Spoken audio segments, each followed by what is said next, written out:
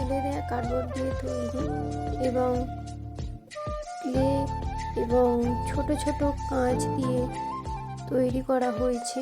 একটি আলপনা আকার দেওয়া হয়েছে এবং নানা রকমের রং দিয়ে সুন্দরভাবে ফুটিয়ে তোলা হয়েছে। যদি আপনাদের ভালো লেগে থাকে তাহলে অবশ্যই লাইক দেবেন এবং কমেন্ট করবেন। ভিডিওতে যেটি দেখতে পাচ্ছেন এটি একটি কার্ডবোর্ডে দিয়ে ফেলে দেওয়া কার্ডবোর্ড দিয়ে তৈরি এবং ক্লে এবং ছোট ছোট কাঁচ দিয়ে তৈরি করা হয়েছে।